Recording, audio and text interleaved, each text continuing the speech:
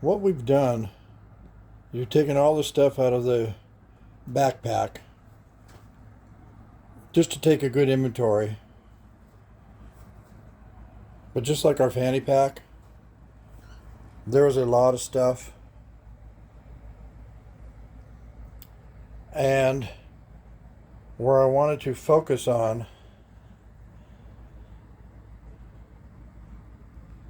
is this right here.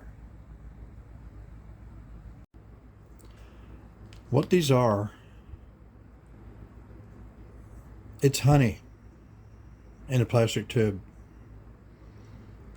You're going to be going through some physiological changes out there on the second, third, fourth, fifth, and longer days. You're out in the wilderness. And one of the most important things you're going to need is glucose. Let's face it, the most important thing you're going to need is water, but you're going to need, at some point, you're going to need glucose. You're feeling horrible. You take some of this honey and it'll raise your blood sugar. You'll feel a lot better. But I'm pointing it out because we didn't include it in our fanny pack. See, you're either going to go with a fanny pack and not a backpack, or you're going to go with both. Well, I knew I was going to go with both. So I have room, a lot of extra room in my backpack. And this is in there. In fact,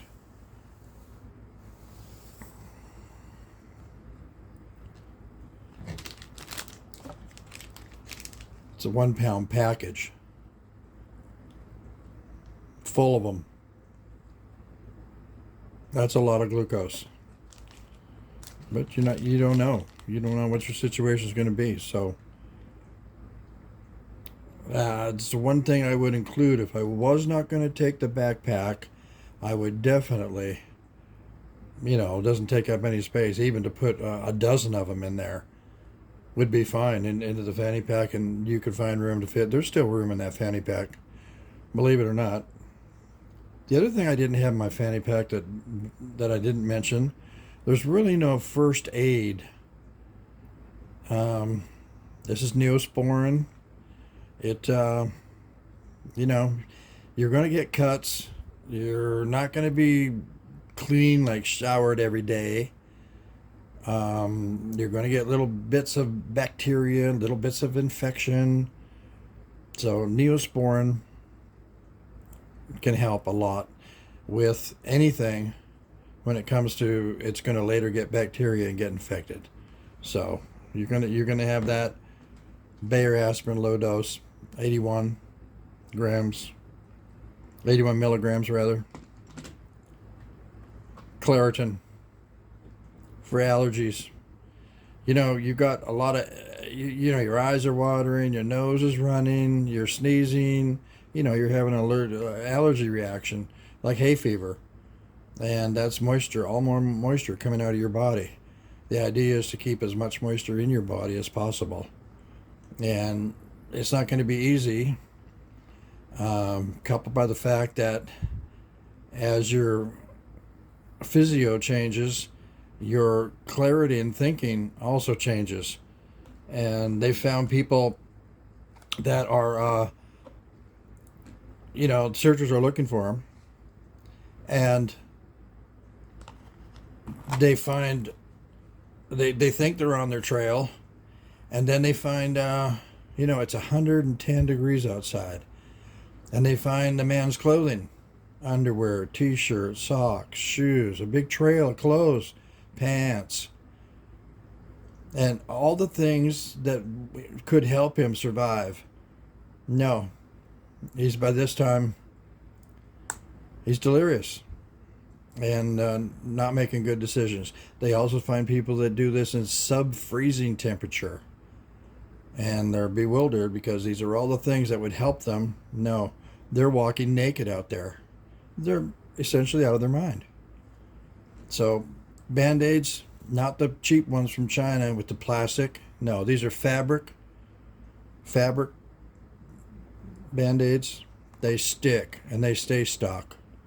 So a little bit of first aid, which was not talked about in the video about the fanny pack, but you didn't know it, but I knew that I was taking the backpack, so there was room.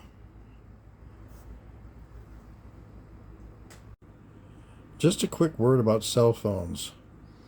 Yeah, take your cell phone with you. Yeah, you're not going to have service. But I don't know how many times, and you might have heard about this too, but there's been at least a dozen times when people have been out there with no phone service at all.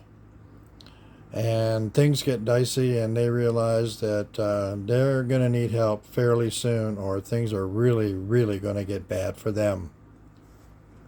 And it's been at least a dozen times that someone has turned on their cell phone. They'll go to a peak or something, or a high hill, and lo and behold, they get through. Now, it's not a long conversation, but the satellite connects the 911. The 911 operator answers them. They get about 2 words out, and it goes off. That's not the important part. The important part is now the 911 operator has a fix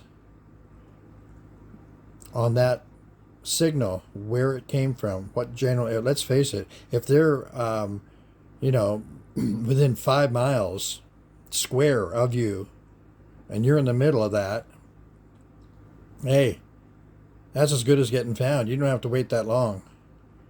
So if that ever happens to you, rest assured, they're now coming because they now know where you are. It might take them 3 or 4 days. Who knows? But there's another aspect of cell phones that some people don't realize. Cell phone batteries are designed not to go completely dead when they tell you and your phone that the battery's dead. Even to the point where they tell you it's dead, you've got 1% left, you watch it turn to 0, and the phone shuts off. Cell phone manufacturers, especially the battery manufacturers, dial it in there so that there's enough power for a 911 call left on that battery, even though your battery is dead. In fact, your phone goes dead so that the power will be reserved for that 911 call. It'll still connect. Now, you have to have a satellite pick it up and throw it over to where it's to the 911. But yeah, there's enough in there. There's enough juice in there. And they don't go completely dead, even though they turn off and say they're dead. Another thing is, on a cell phone, you can get into the battery part of it, depending on your situation. You're really cold, you want to start a fire, you can short circuit that battery in there and smash the phone apart and get it out of there, and there might be enough for one fire. Now, that might be the difference between your demise and you're making it to safety.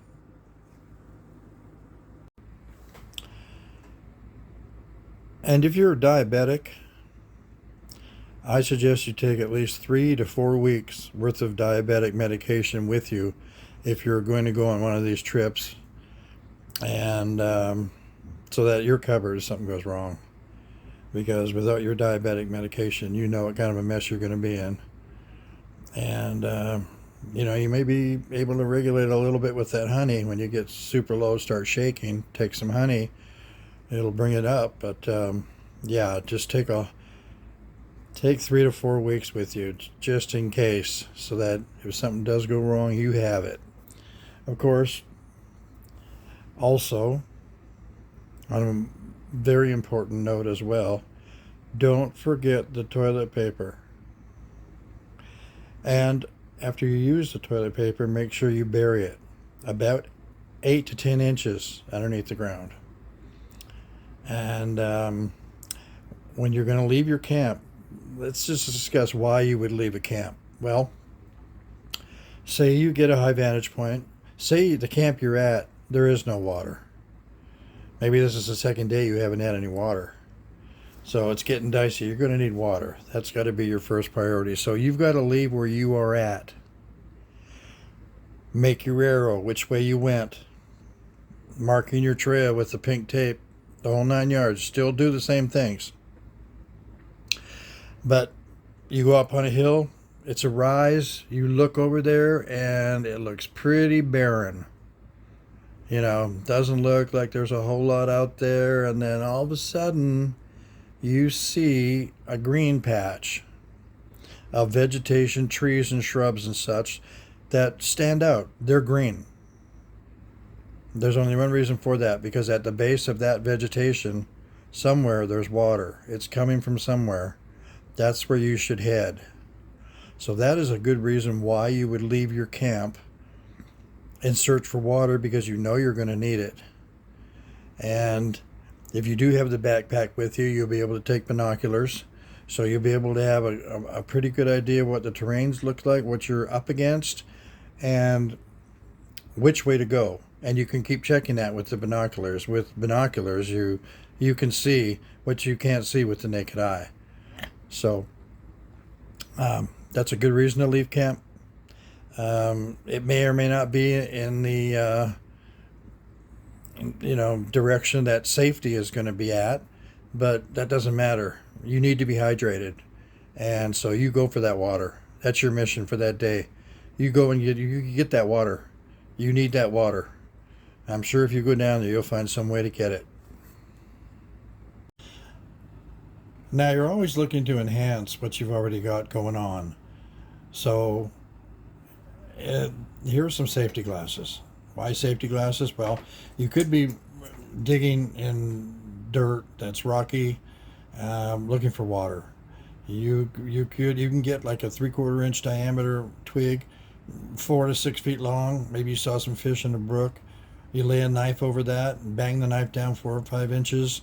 It splits it in half, then turn it 90 degrees, do it 4 or 5 inches again, and it splits it into 4. Put pieces of wood in there so it stays expanded. Now you've got a 4-pronged stick that you can attack that fish with. This is a power bait. It's specially designed for trout, and it floats, and they love it. So they're used to getting stuff off the surface. Comes in handy. This right here is Zika virus repellent from mosquitoes who carry the Zika virus. I haven't heard too much about it lately, but 2 or 3 years ago, everyone was getting Zika virus from these mosquitoes. So this will take care of that. This right here is a military-issued compass. It's detailed. You need a class to figure out how to use it exactly. But it will take you, if you use it rightly, it'll take you within 10 to 20 feet of where you want to go. You have a mile square grid. It'll take you within 10 to 20 feet of the middle of that grid, or wherever you want to be inside that grid. It's very accurate, but like I say, you'll need a class to figure out how to use it. This right here is a compact with mirrors in it. Now, we already have a compact in the fanny pack, but what if we misplaced it? And misplacing stuff happens all the time. We were on a bow hunt, and there was this guy walking. He was the last man, and we were walking through bush and trees and everything, and an hour later we saw some deer. We went to put the arrows in our bow, and he noticed that, oh my God, to his horror, he had dropped his entire quill full of his arrows. He had 2 on his bow, and that's all he had. Now, if he had been on his own, he would lose the ability to get meat. You can fire and miss, and that you lose that arrow. So, he would have been in a world of hurt. And so what I do is I take an inventory.